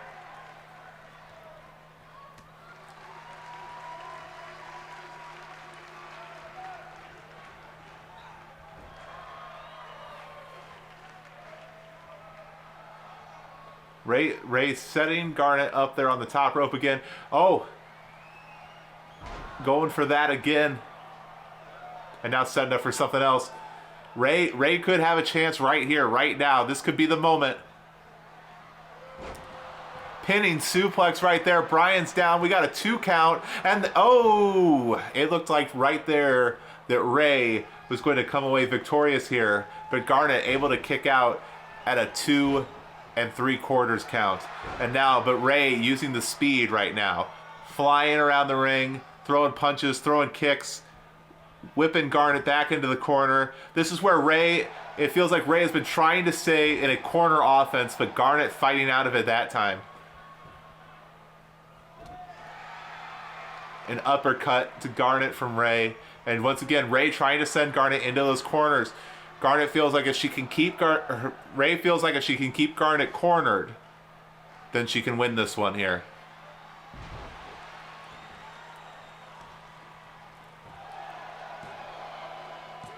Ooh, another 2 count. Ray has now used 3 of those top rope maneuvers and now setting up. Ooh, but Garnet countering.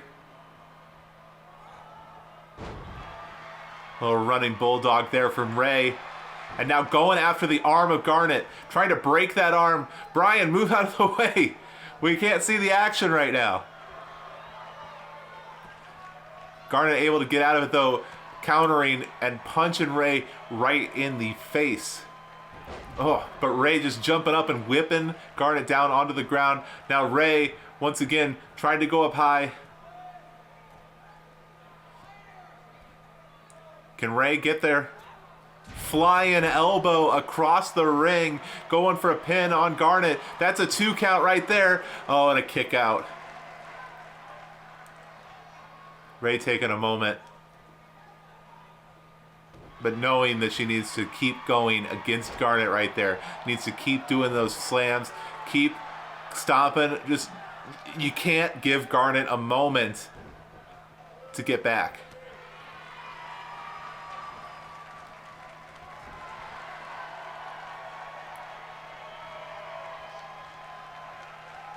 Oh, and Ray's setting up for a 4th time. Oh, but nobody home that time. Garnet finally countered that. Oh, and I think Ray, Garnet, I don't know. Garnet couldn't see there. I'm not sure what happened. Ray maybe kicked her in the eye or something. I think Garnet thought that Ray was still there. Went for the slam, but Ray was on the outside. I returned. I just got pulled aside by Fraser Crane. He wanted me to make some announcements real quick before the show goes off the air. We have a couple official matches added to the card, in addition to Bad being a part of the show at Big Show 2. Based on what we saw during Chuck Jr. and Barnacle Boy, Chuck is getting a title shot at the Judge Bird Championship, but he's chosen for it to be in a steel cage to prevent his father or Mermaid Man from interfering. So we're going to get that one-on-one rematch, but it's going to be Chuck Jr. versus Barnacle Boy in a Chuck Jr.'s place match. Well, that sounds like an incredible future. But in the then and now, right now, Ray is trying to make Garnet submit, but Garnet powering out of every submission that Ray tries to put on. Yeah, right when I came back in, I saw Garnet reverse the Hurricane off the ropes that Ray hit her with earlier, which is just showing you how much these two are learning from each other as they fight, which is what you have to do to beat either a person like Ray or Garnet. Ray kicking out at 2 there. Ray has fought a long way from the deserts of Jakku to get here tonight. Oh, and Garnet trying to make her regret the journey. Oh, Ray's gonna tap. Bear hug. This has made so many people tap. Just about everyone it's ever been put on. Can Ray survive? She needs this momentum against Chico, and she does. Ray's still in it. Ray was able to hold on, but going limp there at the end. Oh no. This could spell doom. And there it is. Garnet sending Ray into the biggest match of her life at a hell of a disadvantage. Garnet crushing the #1 contender before she even gets in the ring with Shigo. Crushing the ribcage there and going for the pin. How hard is it going to be here for Ray to overcome these odds? It was already going to be an uphill battle against Shigo at all, and now after this grueling, hard-fought match with Garnet and coming up short, having your ribs crushed that way. You know, if your ribs are damaged, you can't pull off those impressive feats of strength we saw her hitting on Garnet, like the German suplex and the electric chair drop. You're not going to be able to use moves like that if your core is damaged. Here is your winner, the Diamond Partner. And Garnet celebrating as she proves once again that she is a person to look out for in the women's division. And Fraser Crane also let me know that Garnet will be in action against a mystery opponent at the big show. But I think the bigger story here is that Ray has got an even harder night ahead of her when we return to the Gymatorium. Yeah, it's definitely not the way that Ray wanted things to end here tonight. I don't know. I'm hoping that she can learn from this and come back and regroup. I think people like Ray, and especially people that want to be champion, have to prove that they can dig deep and come back from stuff like this. I have no doubt that Ray is going to make the best of it and give Shigo everything she's got at the biggest show of the year, AHHW The Big Show, which I cannot wait to join you all again for. We have The Mandalorian versus Wario versus Patrick Stewart versus Adrian 17 for the men's championship, Ray and Shigo for the women's championship, Bad in action, Garnet in action against mystery opponents, both of them, Chuck Jr. versus Barnacle Boy in a play-place match. We have the New Blood, Aloy 18 and Laura Croft versus the Bride X23 and maybe another partner. I guess remains to be seen. Yeah, it's going to be. Oh, and also, how can I forget Weird Al versus Joker Shaggy? This is going to be a night to remember. This card is truly it's living up to the name of being the big show. The Big Show also. Yes, yeah, the big show also. Well, all I that can't and wait more. for everyone to be back in the gymatorium and in the chat with us. I'm very excited for that show, but for now, we bid you adieu. Thanks for watching, and have a good night.